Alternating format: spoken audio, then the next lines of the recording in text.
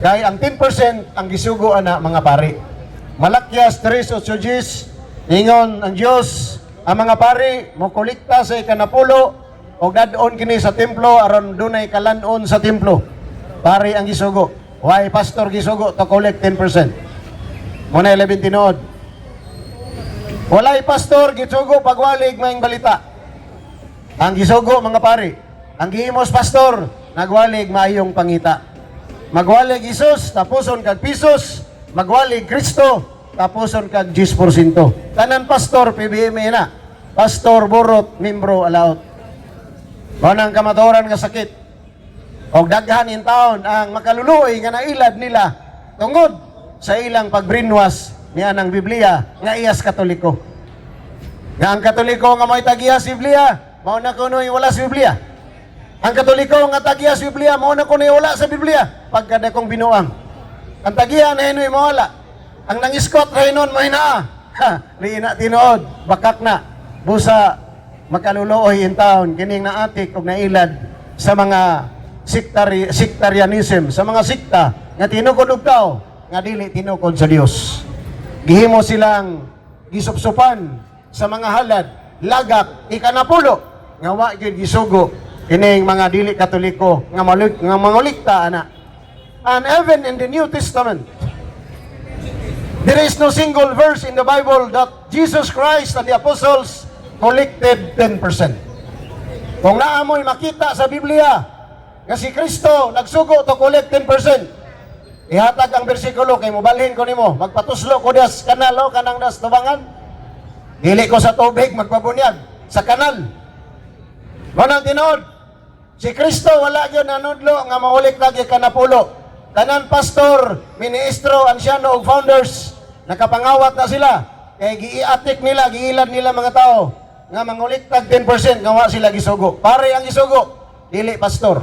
Unya ang naghatag gi kanapulo nining kapanahonan karon matud pa sa atong Ginoo mga alaot. Naa ba sa Biblia nga alaot ang naghatag gi kanapulo? Sumala sa pulong ni Kristo mismo na San Mateo 23:23.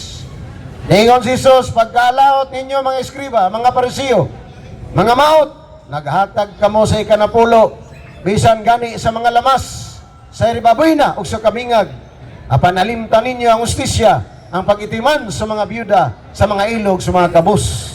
Alaot kamo, naghatag ikanapulo.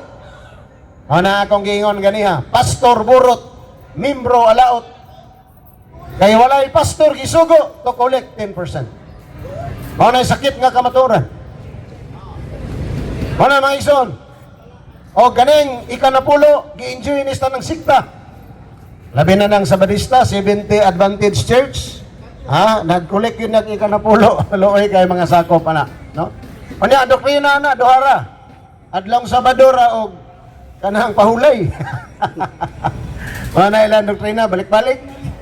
Kanya dito kuno sa langit ang Sabado kuno, sa Sabado kuno ang simba dito sa langit. Tanan mga adlaw magsimba ang mga santo sa langit. Nganong limitan manimog Sabado. Naman na mga igsoon. Sakit ning kamaturan nga atong gisulti pero truth hurts. Pero niingon ang Ginoo nga ang kamaturan maghatag kanatong kagawasan. The truth will set you free. Ano mga igsoon? Nga, kung maminaw tas kamaturan, maluwas ta, no? Kung magpabilin ta sa bakak sa mga dili Katoliko, sa ilang pag-personal nga interpret sa Biblia, private and personal interpretation, mga laglag na sila.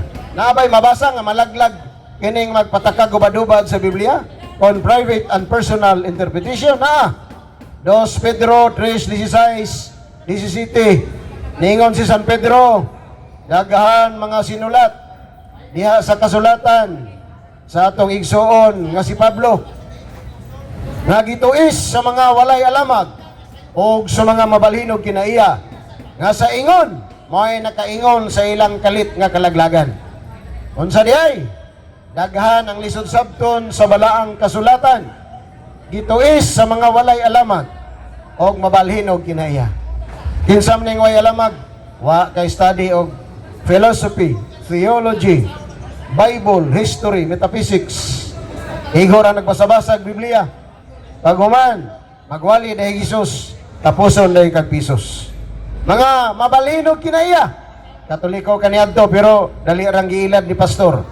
Tungod kay gigamit ra pod ang atong Biblia. Wala mga igsoon. Unya moabot kanila ang kalit nga kalaglagan.